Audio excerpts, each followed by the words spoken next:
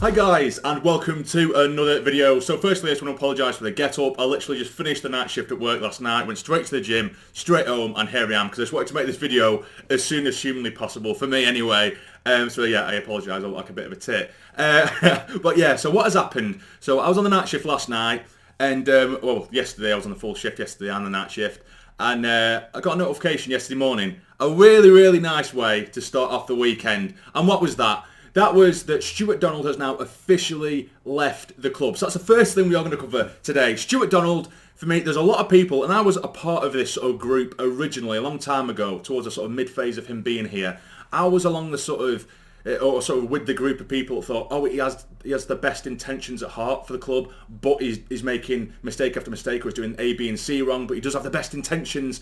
That quickly turned. Stewart Donald for me, and he talks a talk, and for people who still think, okay, everyone is entitled to their own opinion, but if you're still in the camp, if you still think of the best intentions at the heart of the club, you're very highly deluded, and you're eating and buying and believing his words. He's a cracking salesman. As was Charlie Methven, people eat that shit up, and we all did at the beginning. But if you have a look, he didn't put a penny into the club. All he did for the sort of 2-3 years, he was at the sort of the forefront of owning the club. He was withdrawing money from the club.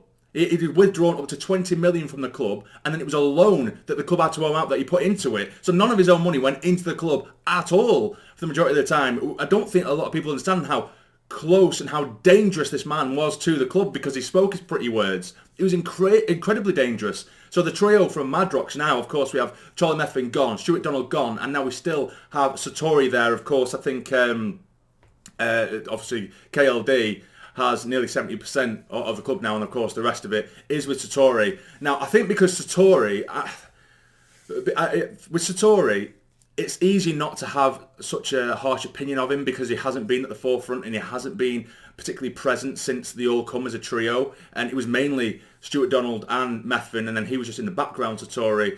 So it does make you think, you know, why was he allowing the shit to go on that was going on with the likes of Methven and Stewart Donald? It makes you think, how similar is Satori? Because you don't really know what he's offering to the club. I know people say, oh yeah, when he first came in, he said he was going to go for the South American market and be that connection for us, and that's yet to really been dipped into. Do you know what I mean? That's really, it's not enough. I know he had the connection with KLD, I believe, before he actually come, which is obviously great, but what does he actually offer? So I think the jury for me is still out, and I think that's just me being so sceptical now, because I'm so used to having a run of shocking owners at Sunderland, or mistakes been made at the top, that I'm going to be sceptical naturally. Do you know what I mean? So the jury's still out for me on Satori, but it's great news, and for me it just highlights, and I believe that KLD now is fully bought into the project. I think he had anyway, but now that they've gone, it maybe means that there's going to be a lot of, or a big injection into the club, because I don't think KLD would want to pile, you know, a load of cash into the club, while SD, even a minimum or a minimal percentage of the club, would be earning money off the back of KLD's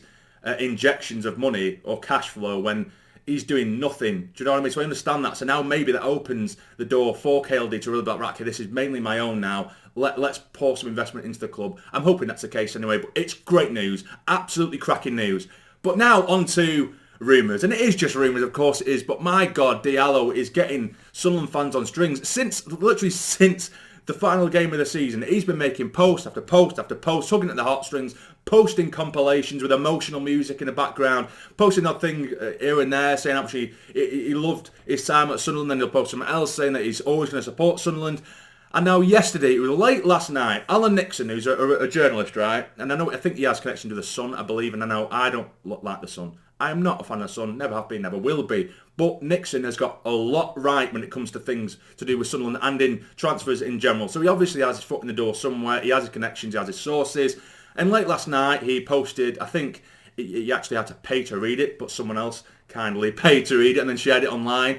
And essentially, the rumour was, or the headline was, DIALLO is wanting to come back to the club if Tony Mowbray is to stay. Whether that's a loan deal or not, I'm not too sure. But then when we did see people commenting on that post from Alec Nixon, and they said, oh, I don't think we'll be able to afford him, because I don't think we'll be able to afford DIALLO on a permanent. Absolutely not. No way. Not a chance on this planet, I wouldn't think anyway. Because DIALLO is a very special player, of course, and only 20 years of age, or however young he is. Nixon did say a loan is always an option. So whether that is the case, I don't know. So that was the first rumour, but I didn't think too much of it. But literally like half an hour later, Diallo posted this on his Instagram. It just happened to happen. It all just happened one by one. It was just so coincidental. It all happened. He posted this on his Instagram saying that he misses this. Whether it is just coincidental and he's saying, he misses playing football, it hasn't been long. Do you know what I mean? And he's posting it himself in a Sunderland shirt saying he misses this. So I'm like, oh my God, Ahmad, you've got us on strings here. And then just to add to it as well, another Sunderland fan page on Instagram, I'll put it up, posted this, essentially talking about the Alan Nixon tweet that I was just talking about, I was just alluding to and speaking about then. Basically saying that, Ahmad, he could call me if Tony Mowbray stays, blah, blah, blah. And then Ahmad has responded to it and commented on it with the emoji of the shaking hands. So does that mean, yes, if it's true, I will come back if Tony Mowbray stays? Is this him giving him the green? Is this him giving the green light that it's true and he wants to come back? I don't know, but my God, it's Ahmad.